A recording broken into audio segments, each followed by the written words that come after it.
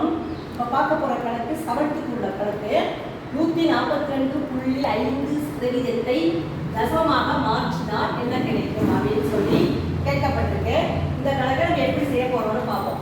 142.5% அப்பெல்லாம் எப்படி எழுதுவோம்? 142.5/100. இந்த கணக்கை பொறுத்த வரைக்கும் நம்ம எப்படி செய்யலாம் அப்படின்னா, டைரக்டா முதல் கணக்கு 2 பூஜ்ஜியம் இருக்கா, அப்போ வந்து இந்த முழு நம்பர்ல 2 ஸ்தானம் தள்ளி இந்த மாதிரி போட்டுருவோம். ஆன்சர் வந்து இவ்வளவுதான்.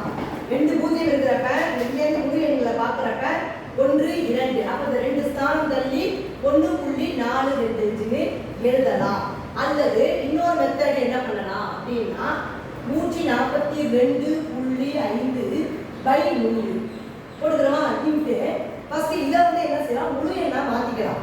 முழு எண்ணா மாத்துறதுக்கு 0.5 இருக்கா, 10ஆல பெருக்கினோம்னா இது முழு எண்ணா மாறிடும். இப்போ பார்த்தீங்கன்னா மேல 10ஆல பெருக்கிறப்ப கீழையும் 10ஆல தான் பெருக்கணும்.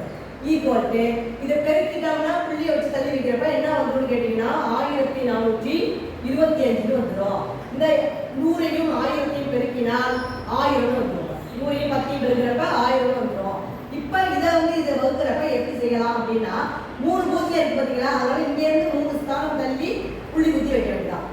ஆன்சர் வந்து எடுத்து எழுதலாம். 3 பூஜ்ஜியம்ங்கிறப்ப 1 2 3 3 ஸ்தானம் தள்ளிட்டு புள்ளி வச்சு நம்ம ஆன்சர் எழுதலாம். அப்போ வரக்கூடிய விடை என்ன ஆன்சர் வருது அப்படின்னா 1.425. இந்த கணக்குடைய விடை 1.425.